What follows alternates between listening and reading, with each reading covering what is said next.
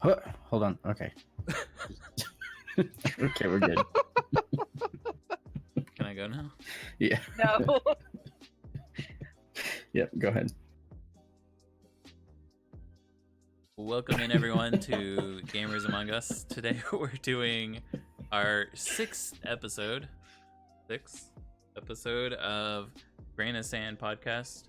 This is after E3. Our previous episode we did kind of a pre E3 episode. This is the Still Grizzly. I'm here with Trickenigma and Calamity Code, and we're gonna get started on essentially our sixth podcast here. What we are looking at is, first, we definitely got to discuss E3. I mean, what did we all think? What did you guys think about E3? So I was actually prepared to be a little bit disappointed after seeing the lineup, and especially as a fanboy, not seeing Sony there was a little bit disheartening. But I was pleasantly surprised with a lot of them, especially Xbox. I'm not an Xbox guy at all. You guys know that, but they did a really good job. They had lots of really cool things there. Yeah, I agree. They did a pretty decent job of getting it all set up and everything. And like, what did they hit us with? Like 60 games? Yeah, I think. Yeah. I also think, in my opinion, they did a really awesome job because, well, not because of them, but because of Cyberpunk. And I mean, everyone kind of blew up because of that. Yeah. Because everyone was like just sitting there watching the trailer, like, oh, this is cool. It's another Cyberpunk trailer. And then all of a sudden, you have, certain special someone pop up. Let's see if I can find it here. Yeah, that was a nice little surprise. Yeah, as soon as I heard their voice, I was like, wait a minute, is that? And then once I saw their hair, I knew. I was like, oh, yeah. Yeah, here at the end, whenever like he bends down, and I was like, okay, who is that? Like, that sounds familiar-ish, I guess. And you're kind of sitting there, and then all of a sudden it cuts down, and you're like, wait, is that Keanu Reeves? Like, no way, that's not Keanu Reeves, is it? And then when they cut away from the trailer and he actually came out, I think everyone like lost their shit.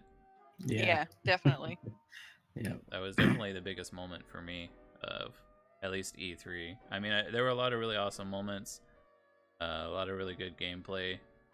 I mean, you can tell here, or at least I'm scrolling through Xbox's or Microsoft's stuff. They had a lot of awesome games. How are you feeling about the Outer Worlds? So I am actually pretty excited about it. For some reason, like in my head, I kept thinking it was just like a Fallout clone. Like, here's another, post-apocalyptic. It's gonna be brown and gray, and there's gonna be people with mohawks. Like, it's just another generic game like that because it's the people that made Fallout New Vegas. But I did some research actually for the video that is going up here in the next couple of days for the top 2019 games still coming out, and there's a lot more to it than I thought. Like, it's actually not post-apocalyptic. It's on alien worlds, and you're basically stranded in space, and you try to find your way home, and you find out that the mega corporations that are making settlements on these different planets are like pretty corrupt, and they've got this whole plot going on, and it's pretty nuts. So it's not going to be something I'd buy day one for sure, but I'm definitely going to keep my eyes on it, and if it gets good ratings and people are saying good things, then I'm definitely going to play it. Well, with the handy dandy Xbox Game Pass, some of us actually can play it on day one, so I'll be sure to let you know how it goes. Yeah, have fun with that giant controller that doesn't fit in your hands. I love the Xbox controller. Yeah. Moving on. The Xbox Game Pass actually was probably one of my favorite features of E3 this year, just because, first of all, they were offering it at a pretty awesome deal, and with all of the new games that are coming out that I've been slightly interested in, but can now actually play without paying the full price for it, like Gears 5 and Outer Worlds. I totally just spaced on the name. Yeah, it's Outer World. Okay. Yeah, and there's a couple others, and their library's already pretty massive, so it's already worth what I spent on it. So Yeah, that was. Sorry. no, that was it. I'm done. I was just gonna say I'm excited about it. Yeah, I was gonna say like that's actually something that did surprise me quite a bit. I know what Game Pass is, and I knew that they were focusing on it and they wanted it to be bigger than it was, but like half of the games they announced, even these huge ones, were announced to be on Game Pass. Like as soon as it comes out, you can play it for free. Like that's pretty freaking crazy. Yeah, it's massive and it's pretty awesome. I mean, I've had an Xbox off and on for 16 years now, and it's definitely convinced me that I definitely want the next gen Xbox once it's launched. Yeah. I mean, And I was just gonna say, being able to play so many of these games on my PC, like Hellblade, I'm playing that through my Xbox Game Pass Ultimate. And there's a ton of other games that they're letting me play on my PC now too, so it's not even just an Xbox that I'm benefiting from on it. Right. Yeah, I think that's a pretty awesome option. They not only are allowing that to be played on just the Xbox, but they're bringing it forth to, if you have a computer, like you'll be able to play it there too. And I mean, what did he say? I forget his name. Pete Hines? His name? Yeah. The big Microsoft guy. Yeah, he essentially is just like, look, we understand you might be playing on this, you might be playing on that, but we really just want you to play on whatever device you can, play our games. And I think that's, for me at least, that's better, because I mean, this console exclusiveness that Sony really seems to be stuck on, and Microsoft and Nintendo, well, I mean, Nintendo is still kind of stuck on it, but it seems like they're trying to expand out and not be as exclusive, which is good, Right. I think. Yeah, I mean, the Switch is making huge strides. I mean, they still have their own staples for their own games, but they're pulling in as many games from anywhere and everywhere. And I think, weren't they talking about the Game Pass potentially being available on Nintendo? I don't remember that, actually. I mean, you might have to. I don't think it was quote at me on it, E3. but It's just kind of something that has been tossed around. hey, Calamity, Yes. press F11. Oh. But yeah, it's pretty cool to like be able to like see these new games come out, and a lot of them, I feel like every time they do that, it's coming out and there's like, hey, it's new games coming out, and it's just like it's a lot of people like to call E3 a tweak. They like to call it a game trailer, kind of like E3 is actually just game trailers for like 6 days, and I feel like a lot of these games are coming out pretty soon, and I think that's really awesome. Yeah. Yeah. Like I said, this year was pretty surprising in a couple ways and more than I expected. I think Game Pass is probably the biggest thing to come from it, but we did get just a lot of excitement about things that, like, I walked away excited about games that I never would have thought to even want to play, you know? I was already excited about Outer Worlds, and you know, they showed more of the Will of Wisp, so I was excited to see that. And there was a lot of really good stuff that I saw from Microsoft and from Nintendo, but pretty much I feel like that was kind of all, you know, like there wasn't really that much good content from other people. Like Bethesda essentially just came out and said, sorry, we fucked up, you know, we really screwed up with Fallout 76. We didn't do well with that, and you're now gonna have NPCs that are actually people that you can talk to now. Like, I mean, I understand logically why they chose something else, but I was kind of impressed with Bethesda in a different way.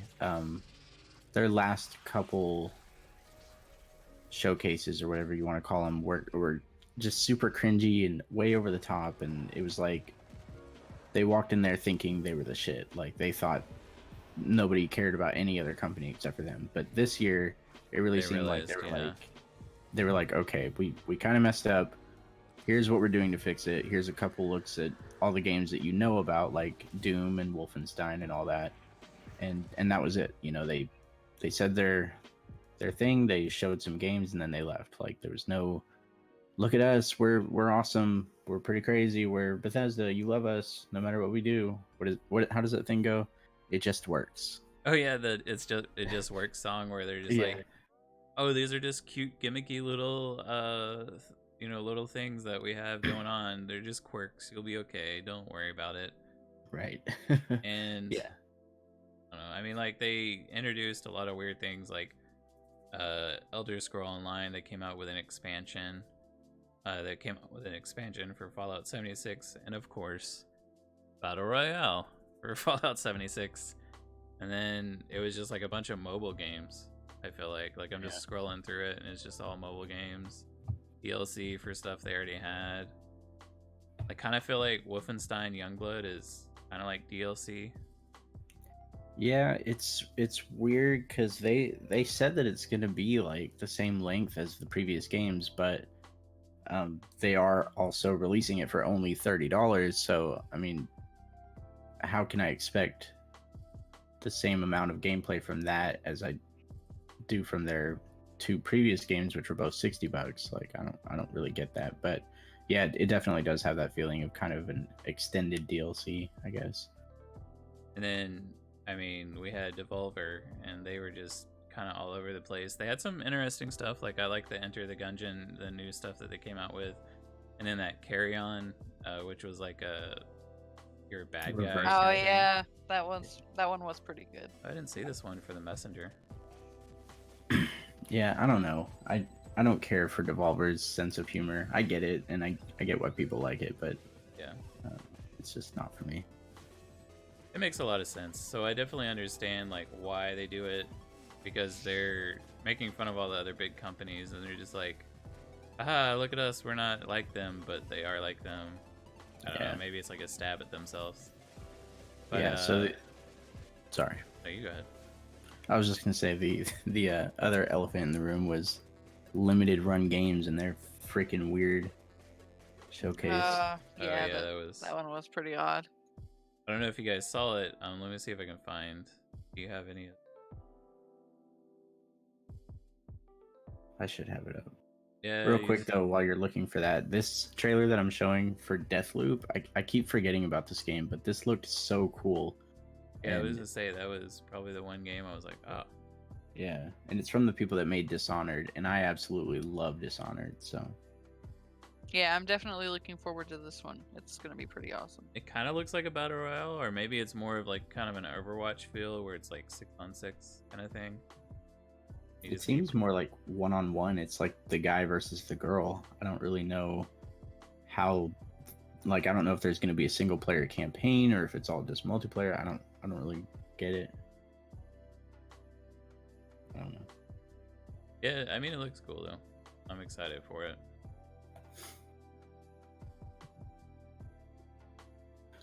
But I think the limited run, the reason it was so quirky was it was like they were standing in front of a green screen the whole time. They start out with we don't have, how can we afford to go to E3? We can't do it. Oh, it's so much. And then they just like walk in and then they're on a green screen. Yeah. So they kind of really like, yeah, you can tell they did that on purpose. They knew that it was cringy and like, obvious, but I don't know. It's the same as Devolver. Like I get it, but I don't really care to watch it. It's just not my sense of humor at all. Yeah. I forgot we totally missed EA. Yeah, we've kind of just been jumping around. But EA really, for me, wasn't that good. Yeah, I mean, it was kind of like what Sony was last year, where they only had 4 games that they showed. It was kind of like that. Like they spent like 2 hours on Madden and then 2 hours on FIFA. Like it just wasn't really, there wasn't any substance to it besides Apex and Star Wars. So we aren't knocking like Madden or FIFA. Like, it's just at least us three. Like, we've never played, really been involved in sports games, and we don't knock that. But we didn't realize how much, like, how big FIFA is. Like, I guess, just it wasn't in our world. It wasn't in our spectrum. And like at Gamers Among Us, we really try to include everything. And so I feel like FIFA, it looks pretty cool, but in my opinion, like FIFA, Madden, all the baseball games, hockey games, how many times can you redo the same game, have a new roster of people, improve the graphics just a little bit more, each year? I don't know, it's kind of like, to me at least, it seems like a money grabber thing. And no tweak, Sony wasn't at E3 this year. They've been doing these weird state of plays throughout the year where they just sort of like drop a bunch of trailers real quick for 15 minutes and then it's like the Nintendo Direct, but not nearly as entertaining. Yeah. Talking about that, I mean, talk about Nintendo. Oh wait, hold on. Before we do, EA, the only game I'm really excited for is the Star Wars Jedi Fallen Order. But I don't know, I haven't really been enthusiastic about a lot of Star Wars games since they kind of screwed up Battlefront.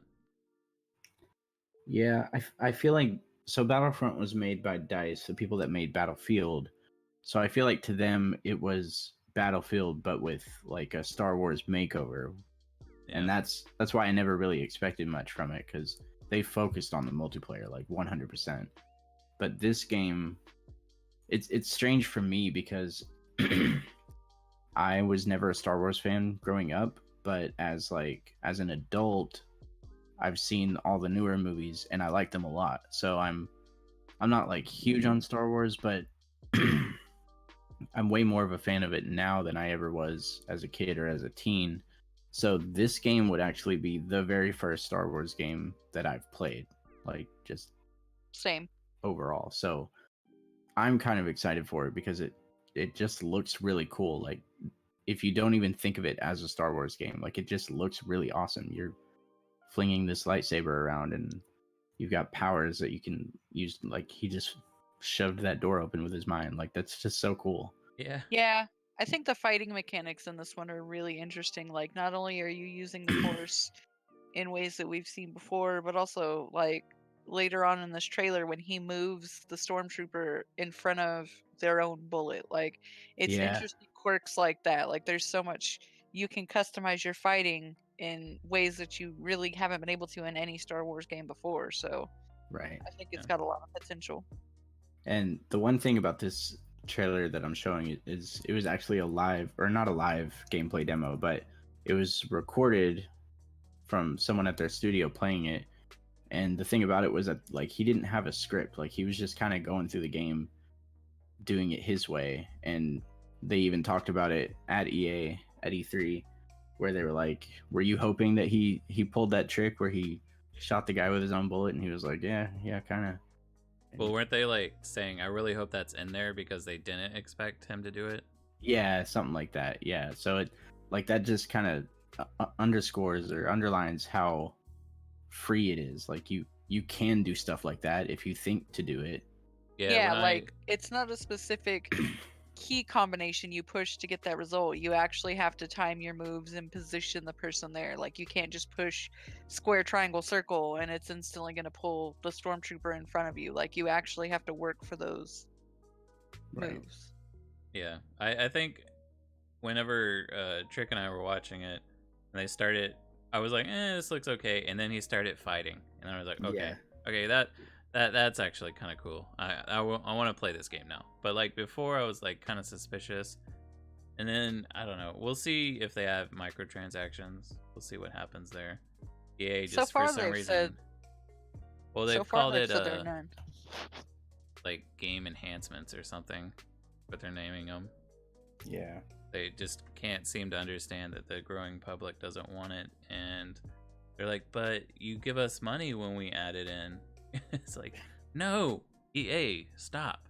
Well, that's the problem, right? There are people out there that spend hundreds of dollars on microtransactions. So as much as most people complain about it, that 10% of, or like less than that, like 2 or 3% of gamers that does spend a bunch of money on microtransactions, they make up for all the complaints. Like EA is making a shit ton of money off of these microtransactions, no matter how much we bitch about it.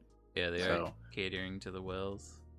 yeah, I essentially feel that mobile gaming has really impacted that kind of factor into gaming because like there's a ton of free games on mobile and they're really awesome. A lot of them are actually really good. Like, wow, I'm surprised that this is a mobile game kind of thing. But there is those microtransactions like all over in mobile games. Like one of my favorite games is Summoner's War, and they have like $100 microtransactions that you think people wouldn't do it, but one of them that they had a while back, or they have every Christmas now, is you can get a Nat 5, which is like one of the big monsters in the game. It's $100 to get, and like you'll see around Christmas time, just people like popping Nat 5s all over the place. And it's just, I guess people, they'll buy it. If you estimate it on just one channel, like how many there are, there's like $10,000 just like right there. Like it's that much. right. But going to a company that doesn't like to do microtransactions, we have Nintendo. I've been sitting on this screen for a while. Oh yeah. But yeah, I feel like, I don't know, Nintendo does a lot of things right, at least in that area. Yeah. I enjoyed Nintendo's a lot.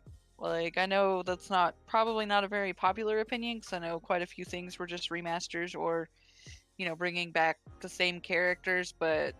Luigi Mansion 3. Yeah, Luigi Mansion 3 looked pretty amazing. Them bringing back the Dragoon series, I can't wait for the remaster of Panzer Dragoon. And then, they've got Sword and Shield coming out soon. And there were a couple other games that I didn't think I would enjoy, and then I started watching the trailers for them, and I was like, okay, that's actually something I would go out and buy. I'm actually excited for this one, Link's Awakening. I played it when I was a lot younger, and I don't really recall it, so like when this remaster comes out, I kind of want to get a Switch just so I can play it. I mean, I already want to get a Switch for a lot of reasons, but it would be really cool to play this game. Yeah, it looks amazing, and I actually have played that one, and it's definitely one of my favorite favorite Zelda games ever, and I've played a ton of them. So. Oh, Trick. Tweak said he really likes Panzer Dragoon. You have a fellow supporter out there. That seems like a Tweak game. Yeah, this is the Zelda that came out on the Game Boy a long time ago, and they're remastering it. So I'm pretty excited to see this one come. I don't know if they gave a release date. Did they? For Panzer Dragoon? No, for the Link Awakening. It should be on there. Should be on the page. Let me see. And those graphics. I'm gonna minimize it, and then I'm just like, September 20th. Oh, that's really soon. Yep. I'm gonna have to buy a Switch really soon. Why'd you do this to me, Nintendo? I don't know. Most of Nintendo, like I liked a lot of the stuff, but I wasn't super excited until that Breath of the Wild teaser at the end. Yeah, that was pretty cool. Even I haven't even played Breath of the Wild. Yeah, Rolo. They are. I don't know if it's a sequel. It may just be a remaster. For what? The Secrets of Mana. It's a remaster, but it's like a really, really awesome remaster. Yeah, like the Trials of Mana or the Secrets of Mana. Wait, what? I don't know what's going on. I think Trials of Mana is just the collection of the Mana games. Yeah. Oh, I'll have to get that one too. Oh no, wait. No, Trials of Mana is the name of the game. They have the collection of Mana coming too, though, which has Final Fantasy Adventure, Secret of Mana, and Trials of Mana. But yeah, that's like them remaking. Man, I can't even think. That's like them remaking. Looks pretty awesome. Super Mario Brothers, but in the Super Mario Odyssey world. Oh man, that would be so great. Two games. That's basically what it was with Trials of Mana. Two games I really want to see now that like they've done Link Awakening and Trials of Mana is Chrono Trigger and Super Mario RPG, and I know they won't do them because they have. Welcome in, Citrus Loth. Thank you for the raid. Essentially, they have, what is it? Square Enix won't let them do it, or Nintendo won't let them do it. I don't remember what it is, but they can't do Chrono Trigger or. Yeah. Well, I that don't know. was. Those are like two that like. Could you imagine them doing Super Mario RPG again? Like that would be. That was one of my like favorite RPG games back in the day. It's complicated, yeah. With the partnerships, that makes sense. Yeah. Hey, Citra. And the A problem. little. Oh, go ahead. No, sorry. Go ahead. No, mine's No, sorry, different. go so ahead. go ahead. Okay, I was. No, I you was go. just No, gonna you go say, ahead. the main Sorry. problem with it is that was before it was Square Enix. That's when it was Squaresoft. So when they merged with Enix, they lost some licenses, and then I don't know. It's just with 20, 30-year-old licenses that stuff gets really, really complicated with so many studios like dissolving and rebuilding and merging and all that. So anyway, Trick, what were you gonna say? I was gonna say that since they're, going down the road and remaking all of these games, an interesting remake for the Switch would be the Golden Sun series. Oh yes, I played that one on the DS. That was actually a Yeah, lot I of fun. mean, could you imagine those Jin on a Switch on your TV? Like, That would be pretty awesome. it would be pretty awesome. So I'm Plus Monolith Soft. tentatively- Oh yeah. yeah, I'm I hoping don't that know. maybe It- I'll look out. Yeah, I mean, it seems like Nintendo's really kind of doubling down on that because like, if you think about it, there's a ton of these games that they're remaking and rebuilding. So, I mean, I could see them doing almost their whole library again because. Well, I feel like a lot of them are coming back just for the D. They're trying to replace the DS with a new Switch Mobile, or not Switch Mobile, but I guess it is more of a mobile Switch that they're coming out with. You know, it looks kind of like it looks like a Vita, almost. Yeah, but bigger, I think, Yeah. and with a bigger screen. So I mean, like they're trying to get rid of the DS, so that means I feel like they're gonna move a lot of the DS stuff over to it, hopefully. Yeah.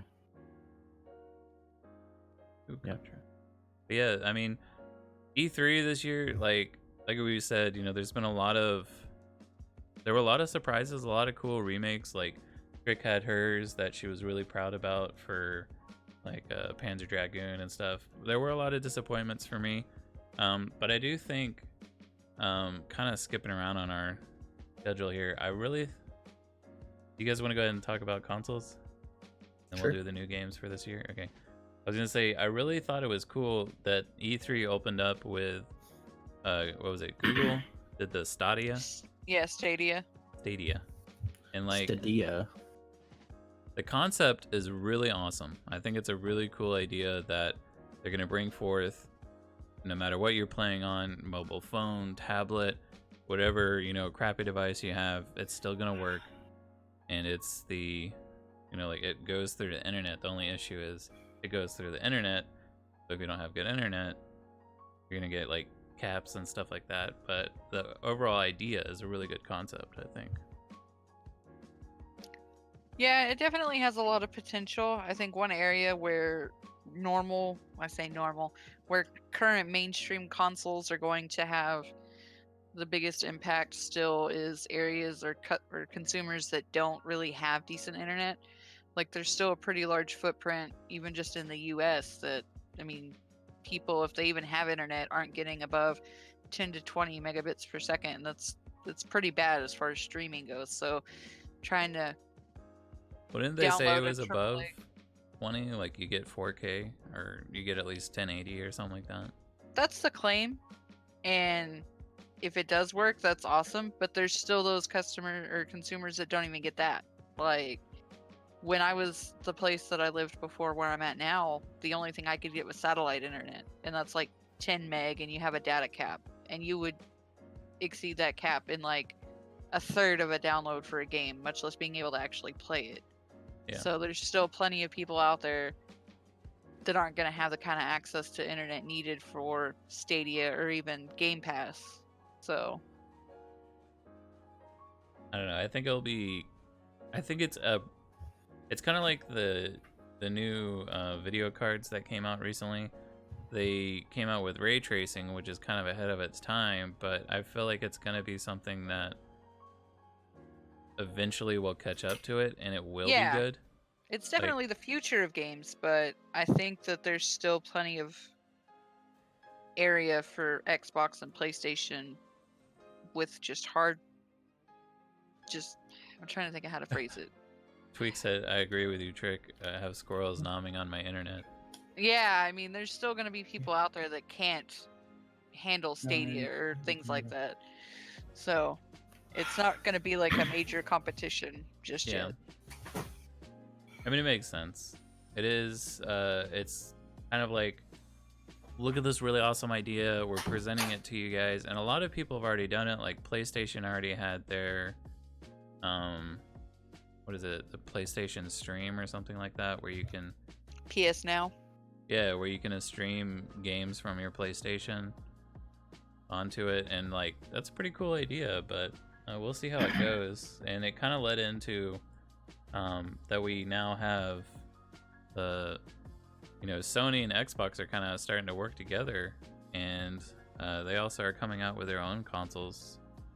I mean, we didn't really, because Sony wasn't there at E3, we didn't hear anything about the PS5, but Xbox definitely talked about Xbox Scarlet, which, I mean, are you guys excited about it? Personally, I am, because like I said, with the Game Pass and all of the changes that Microsoft has made as a whole, it's kind of, I mean, I've always been kind of 50-50 on both of them. I wasn't a huge Sony fanboy, but I wasn't a huge Xbox fanboy either, even though I've had an Xbox for ages. But this kind of is getting me leaning more towards Xbox than Sony for the moment. Yeah. Yeah, I feel like Sony has, for so long, they've put all their eggs in the same basket with the like 3 or 4 developers that they have, like Naughty Dog and Sony Bend that made Days Gone. Those kind of companies that release a game, every 3 or 4 years, and they have 3 or 4 of those. But Microsoft, all of a sudden, they have like, what is it, like 15 in-house studios, and they keep buying more, and they've got so many exclusives coming that look like they're going to be really cool. So but yeah, last year, didn't they buy like 10 to 15 studios all at once? Yeah. So they're gonna like skyrocket ahead of Sony if Sony doesn't have something planned.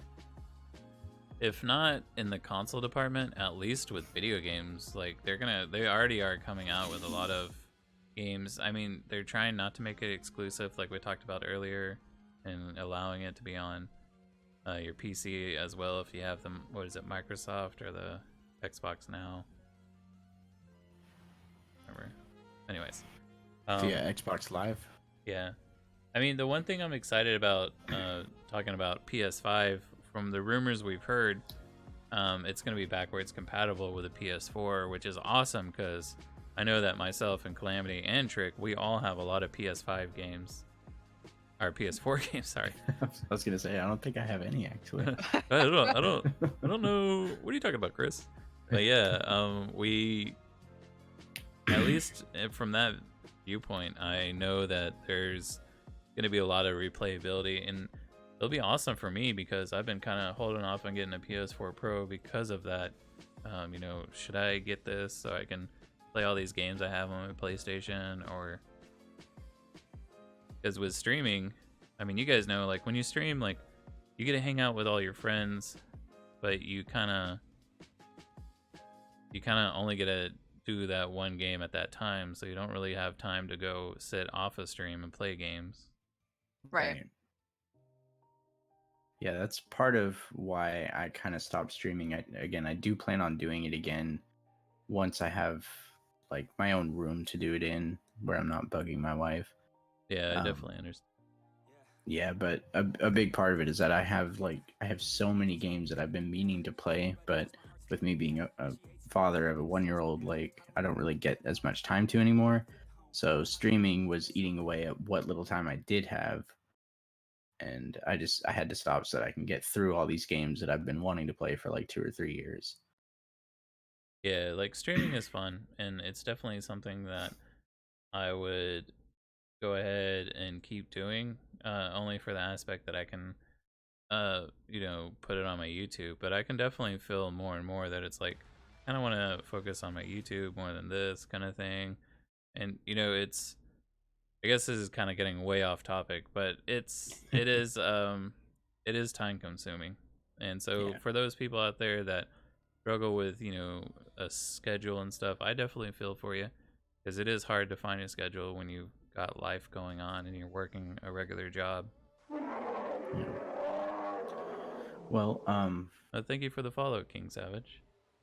Yeah, thank you and for following him, King Savage. I don't know who you are. Right. Thank you for following. Tweak, I do agree.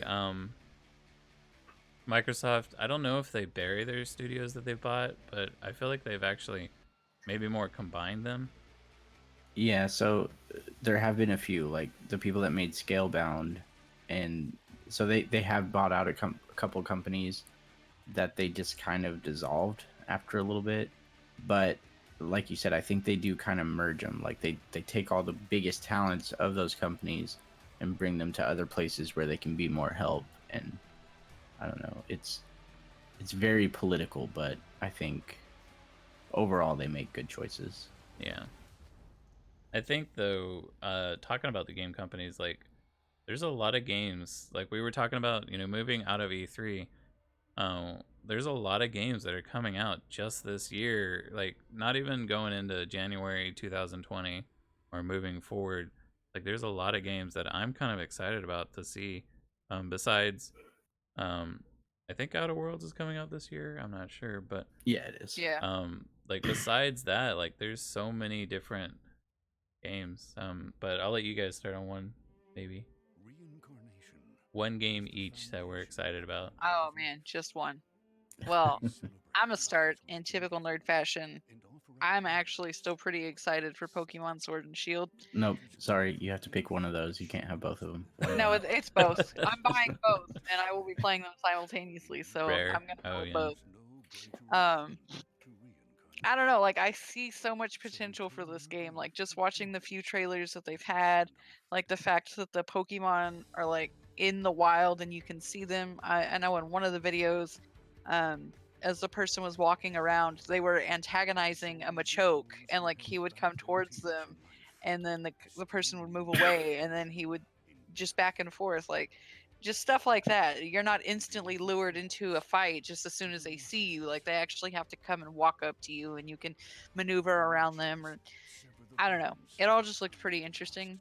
The Dynamax feature, I'm a little hit or miss about, but I think the raids might be pretty interesting depending on what all they decide to put in them as like exclusive content.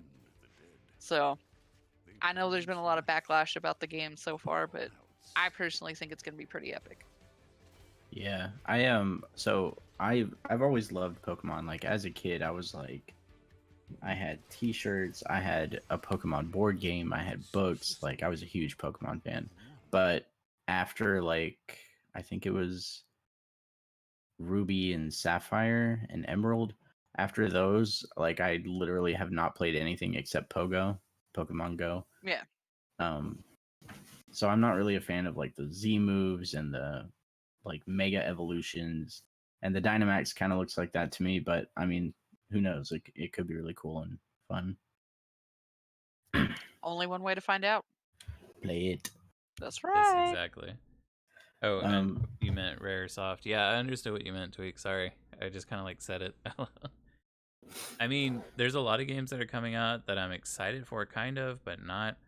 Like Borderlands 3, like that's the big one that's kind of coming out and everyone's freaking out about. And Gears of War 5 is coming out. There's a lot of really big games coming out this year that are pretty big, but just with Borderlands 3, with the Epic exclusive, it kind of turned me off of it. Yeah. And I didn't know Surge 2 is coming out. Yeah. So for for those of you that don't know, we do have a YouTube channel where we upload videos every week, and I just finished making one about my top 12 favorite games that are coming out this year. So I'm not going to talk about all those here, but there are definitely lots of them coming out that are pretty cool.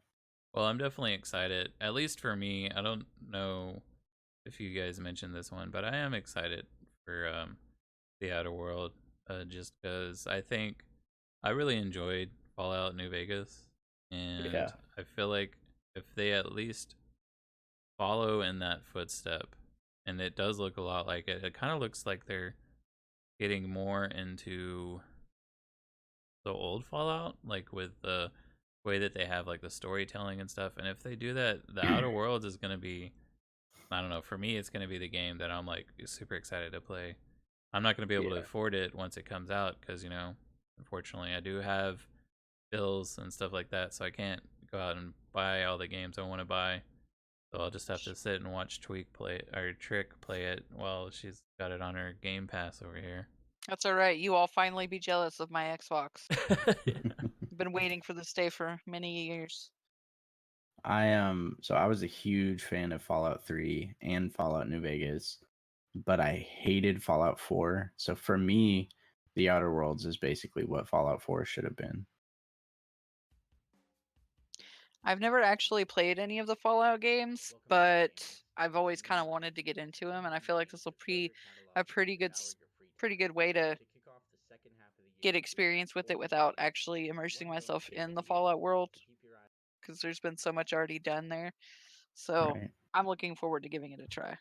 Yeah, like Calamity just said, I played Fallout 4 and I was really disappointed with it. Like it definitely improved on Fallout 3 because it was tons of world, like there was tons and tons of room all over the place for like stuff to do. But I think one of the big issues that a lot of people hated and they actually kind of moved into Fallout 76 was everyone's like, my village is being attacked, oh save me. And like it was that but times 20 all over the place in Fallout 4, and that really turned me off because it was like I just want to explore and stuff. You guys keep calling me back to your bases, you know. And I That was understand you're like trying to like set up a colony and repopulate the world, but I don't know. that was like one of the most minor complaints I had about it. There were so many other things that I hated. I hated the crafting system. I hated the camp building, and I He's just gonna come out with all this stuff. Like, I hate yeah, everything. Man, didn't care about the story. don't even mention Fallout 4. Pretty much. But yeah, Um, I definitely didn't like the crafting system because I remember fighting people and I was like, man, I keep dying. I'm over here with my pipe rifle, so I downloaded a mod that let me use real world weapons, and all of a sudden it just wasn't fun anymore because I like was mowing down enemies. yeah. So Yeah. So, uh, excuse me. So I think personally, well, now that's contagious. Everyone's gonna yawn. good. You're gonna have to keep that Yawn, in the everybody. podcast. Oh, I will. I'm trying not to. So you'll hear more about this in the video that's coming up in the next few days about the 2019 games, but the one I'm most excited about is actually Control, which is one that I think not many people are talking about.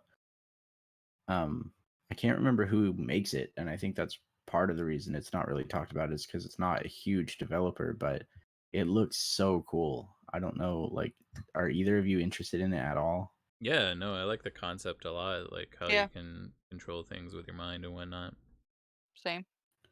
Yeah, I don't know. It's so cool. So basically, her brother gets kidnapped by the government, and you go to find him, and you find that this whole agency has this building, and it's like this giant tower where basically everything that happens inside of this tower is supernatural. So it looks like a 20-story building, but you walk in there and it's like it's the size of Skyrim. Like it's a huge building on the inside. It's like, what is that show, Doctor Who? It's Yeah, like his it's phone bigger on the thing. inside. Yeah, it's like that. So you walk into this building and suddenly there's all types of crazy stuff going on inside of it, and you're using your powers to like get through it and figure out what happened to your brother. It's just, I don't know, it just looks so cool. And like the gun, I don't know if you guys have seen that. Was that at E3? I don't think it was at E3 this year. I would have pulled up the Control? trailer. Yeah. I don't think it was. Well, anyway, so there was a trailer. I think it was last year's E3 that they showed it, but like her gun, she controls her gun with her mind too, so she can like shapeshift it and change how it shoots and everything with her mind. It's just so cool. That is a I'm so really, excited. I mean, that is a really good concept. Yeah. I see the excitement. I mean, it's not the top game for me, but I definitely am looking forward to it. It's one of those games that I'm like, I will wait till it comes out and kind of see how it's, how it's played and see if what people, the general reception of people, how Yeah. they feel about it. Yeah. So of all the games that are coming out this year, there's so many of them that are really cool. But I've already pre-ordered Wolfenstein, and I'll probably pre-order Control. And those are the only two that I think I'm going to play day one. I like it. I mean, the Wolfenstein, for me at least, I really want to get into the Wolfenstein. I played the first one, the first reboot. I played it for a little bit, and I never really got into it very much. But I mean, I think it'll be a good game. So I'm looking now, like what's in 2020, since we've already kind of discussed the games that are coming out that we most are excited for this year. And I can already tell I'm excited for Ori and the Will of the Wisp. Yeah, 2020's got Ori, it's got Cyberpunk, it's got Final Fantasy VII Remake, and then of course, this is another thing we can touch on briefly, but The Last of Us 2 has been heavily rumored at this point to be released in February. So we probably have that to look forward to. Can't Well, wait. per the internet, last time the way that they did Uncharted 4 and the way they did the original Last of Us, like, wasn't it once they said, okay, we've wrapped, it was like 6 months after they've wrapped that the game came out? Yeah, And they wrapped, what, like 2 months ago, a month ago? yeah, So it would make sense if it came out in January, February. Even better if it was November, but Right, that's good. probably wishful thinking at this point, but I'm you not never saying know. anything, Naughty Dog, but get your shit together and Right. I want to play as Ellie and kicking some zombies and Right, cult meow. leaders. yeah.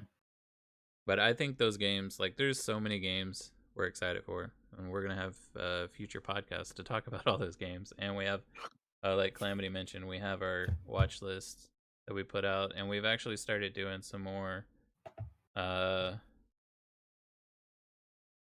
We have top fives right now, and I kind of did one that was not really top five, but was kind of along that kind of same genre of like what happened to Couch Co-op. Like, we're trying to get more into journalistic stuff, instead of just like, hey, look, it's a new game coming out. And we really, if you guys are interested in those kind of videos, like Calamity said, he's got a video coming out that is pretty much discussing stuff like that, for all the new games coming out. And it's we've already all watched it. You're gonna have to wait to watch it. I know, it sucks, but you're gonna have to wait. And that should be coming out. But you're gonna do it sometime this week. I think I'll probably do that Saturday and just not do the Cyberpunk spotlight this month. We could probably do it this month. Maybe, I don't know. We'll figure it out. That's details outside of the stream. But I noticed you had put here. I don't know if you guys have seen. Let me see if I can go to a new tab and find this. Oh, wrong.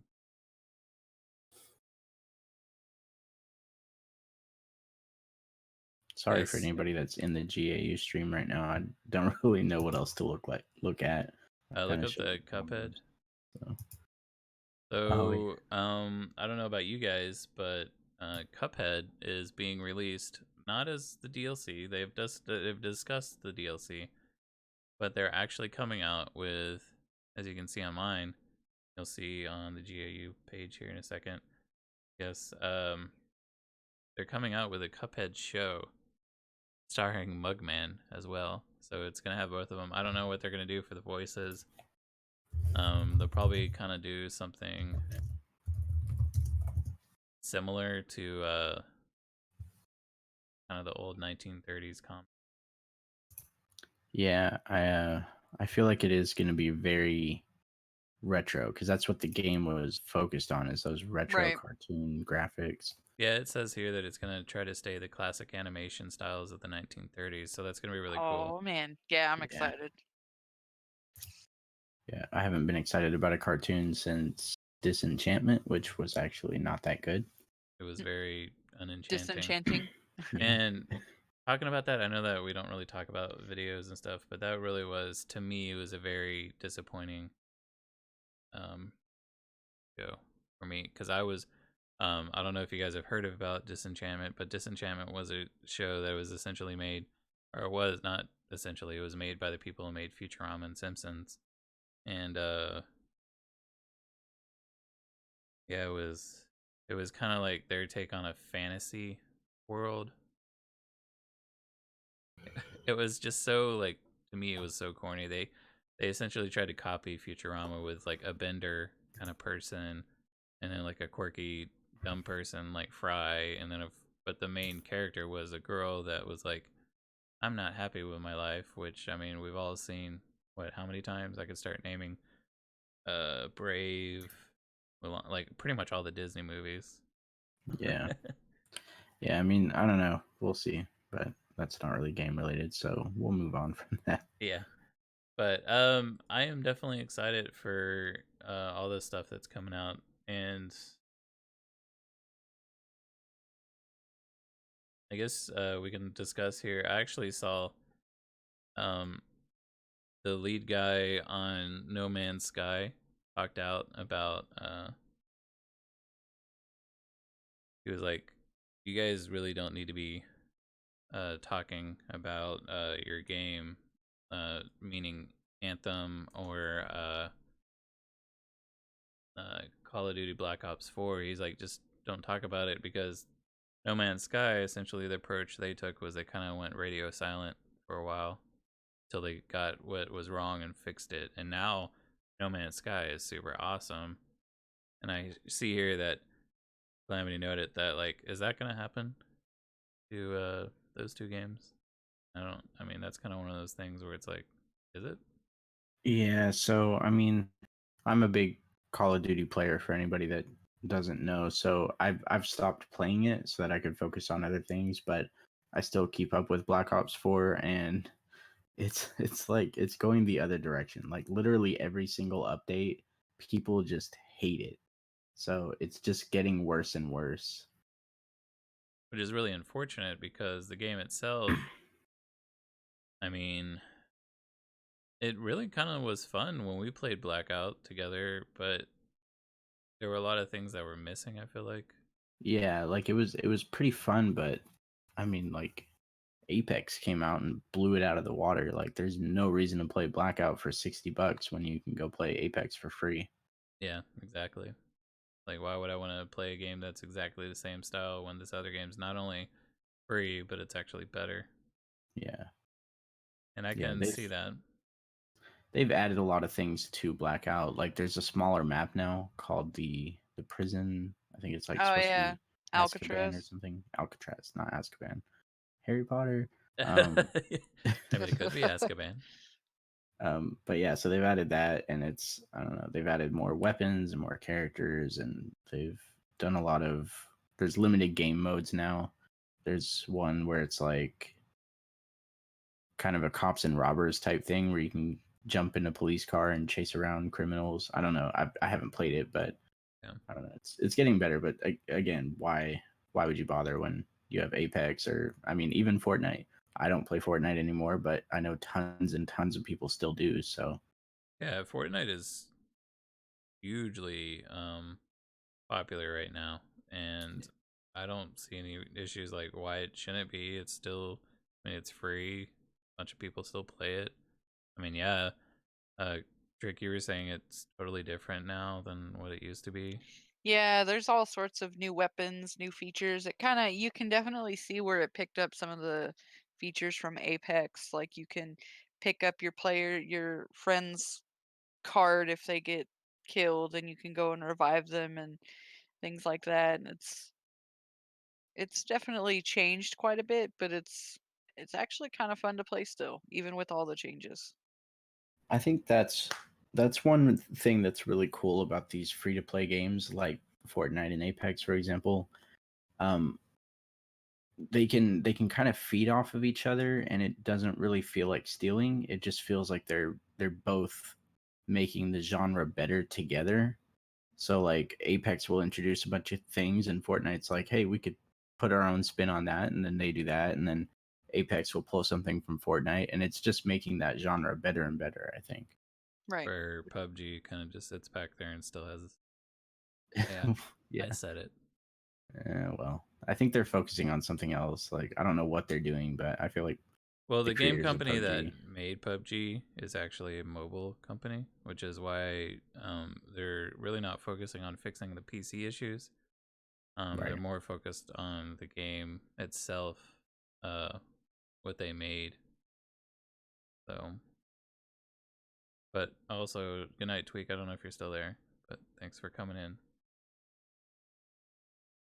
But I think there's a lot happening with gaming right now, and I think there's a lot of really cool new games coming out, a lot of new console systems that we're really excited about. There's new tech coming out, but that's like totally different than gaming, so I won't address it. But there's just a lot happening this year that is kind of like encouraging to keep playing. A lot of people say, hey, I don't know, PC gaming's dying or single player's dying, and then we have all these awesome games that are coming out specific to help with PC or to help with single player, and it's just like I don't know. I don't know about you guys, but I feel like gaming's getting stronger and stronger, and it's just advancing with the way that things are going. So it's just not that we're losing it; it's just changing.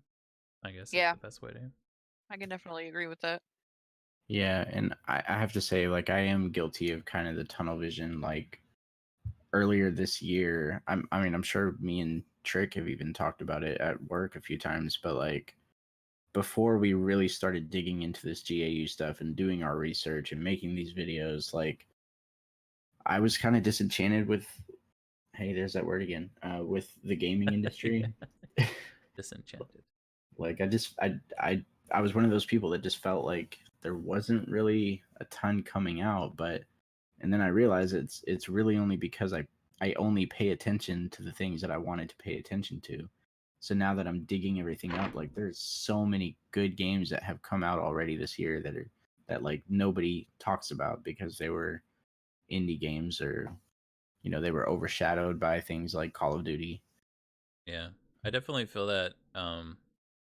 Since I've started streaming, I've done a lot more platformers, and Yeah. before that, like I knew platformers were there. I just didn't know they were that big. And now that I've played them, there's a whole world out there just for platformer games, and it's just like, I mean, you just sit there and you're just like, oh, let's play Owlboy, let's play Ori, let's play Hollow Knight. There's all these different types of games, and I think it's really awesome that they have that. And like you said, you kind of get narrow sighted on a certain game genre you really like. Like I really like real time strategy, or I like RPG games, so I'll get stuck on Skyrim or games like that, like Fallout, Hmm. and I won't see the platformer. And so for me, that's like a new experience. And I think there's all different types of games out there. That's why Battle Royale, I feel like, is doing pretty well right now, is because of it's a new experience for a lot of people that have already, done the FPS multiplayer, like in Blackout, or not Blackout, Black Ops. So, Yeah.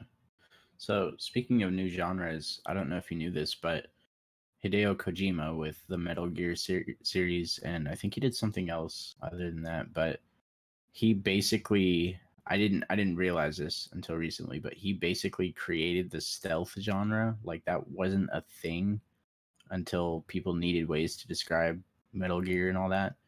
Um, so what he has said about Death Stranding, which is coming out this November, he basically said, I'm calling it an action game because I don't know what to call it right now. Like nobody's created the the term for this genre that it's going to be, but it's a new Hmm, type of action game, which that I sounds think is pretty really awesome. intriguing. Yeah. Yeah, that is actually really cool. Could you imagine like being on the forefront of battle royale? Like, yeah, we don't know what we're gonna call this. Yeah, like who came up with that? Who coined that phrase, man? They need a raise. Yeah, I mean, we'll have to see. I mean, it'll be experience. I'm definitely pretty sure about that because I mean, Sony, like you said, they just announced it a few years ago, and then now they're just coming out with it. So it's kind of like, uh, I don't know. It's gonna be kind of intense to see what it is, and I'm excited. You know, I don't know if I'm gonna get it. It looks different. I think of it like a future pizza delivery guy, Yeah, but you know, I don't know what to think of it. It's definitely not something I'm gonna pre-order or go out and get when it comes out. But I'm excited to see what comes of it more than anything. yeah, But yeah, so I mean, 2020 still got a lot coming for it. There are. I was trying to think of some. Let me pull it up. But there's a ton of games that are like, it's coming out in 2020. We just don't have a date for it yet. yeah. You have here that you mentioned a lot of streamers are getting banned. Are Oh yeah, you? Did you have like context for that? I did, but I forgot to like research it. Yeah, I mean, I know a lot of them have been banned lately, like Doctor Disrespect, but his was pretty much. It was a legitimate reason. It was because he went into a bathroom where there's kids in there, using the restroom, and he like still had them follow him in there. So like he's coming. All right, he's actually came back, but he had like a 20-30 day ban, and it's like sometimes bans are legitimate, but then there are some times where I think one of the bans is like he called someone you're a jerk or something like that. Something super simple. Like I don't know if the context, like maybe I'm missing the context, but the guy got banned because he said that or something, and then became kind of like a meme on Reddit for a while. I Yeah, mean, it's I understand why they ban. And I saw this video on YouTube, and it actually was one of YouTube's recommended YouTube thing, and that was why are content creators leaving YouTube? And the main reason was there were a lot of people that were like flat Earth people, or people that were like kind of over the top crazy, like cussing and all that stuff, and it was because I guess YouTube's like cracking down on that. They don't want that anymore, right? So it right. makes sense to me why they're doing that. But to them, like there was this whole like almost 30-minute video about why can't we have this, and it was just like, what, man, you do you, but if you're not gonna follow the rules, it kind of makes sense why you're no longer a channel. Yeah. Did you see that? I know there was one that I do remember was Doctor Disrespect during E3. Yeah, I just said that. Oh, did you? Yeah, I did. I'm sorry. I was like, I was zoned out for a second there. Okay. It's okay. I know I know it's past your bedtime. It is way past my bedtime. But I mean, But yeah. there's a lot of really stuff, like we've said a couple times now. There's a lot of really cool things. As you can see, a lot of these trailers. What I'm showing now are a lot of trailers about like what we've put up, those top fives. If you guys are interested in that, you can check it out on our Gamers Among Us channel. If you don't want to see it, then that's totally up to you. But we have it all here for you guys if you want to see it in the future. But I guess, do you guys want to go ahead? Do you have anything else you want to talk about? Trick, did you want to throw in anything? No, I think we summed it all up pretty well. Yep, I agree. All right. Well, I guess this is kind of a shorter podcast, it seems like. Maybe, I don't know, maybe it just feels shorter to me. I don't know. But we really appreciate all you guys coming out. We've been trying to do live here recently on our last few podcasts. We did the last podcast live for our E3 predictions. And we didn't post that on YouTube just because, by the time that we would have posted it, E3 would have been over because we did it pretty much the week of E3. So this one's probably going to go on YouTube if you guys want to catch it out there. And also, it's going to be on different podcasts like Spotify or any other locations that you guys like to watch or listen to your podcast. If you want to watch our watch list or you want to watch any of the other videos we've put out, check out our Gamers Among Us channel on YouTube. If you want to watch other stuff on, like you want to know our articles and whatnot, then I would definitely check out our Gamers Among Us channel that we've been working on. I'll go ahead and close this video, but you can see this is the channel here, and it's pretty awesome. Calamity Code just came out with Mega Man Legends, the most recent article 2 weeks ago. And then we have the most recent watch list that came out, and then it just shows everything. And then you can see up to date up here on the right, our Twitter. I can talk about us going live earlier. And really, if you want to keep in touch with us, check us out here is probably the best option. We have our Discord, Twitch, Twitter, everything there. And then, of course, we have our own channels, Still Grizzly, Trickenigma, and Calamity Code. So if you guys feel like you want to get more involved, just let us know. You can check our Discord out on our About Us channel, and go there and join our Discord and join Facebook. And I don't think Grizzly does things too. So I forgot to update my own personal thing on the team. Oops. But yeah, if you guys really want to hang out and everything, this is where we do it. And I guess that's it for the stream. So I want to thank everyone for coming out and everyone that hung out and watched us live. If you haven't watched us live, check us out on YouTube or wherever you check for podcast, because it will be there. Bye. Bye. Bye, everybody. We love you.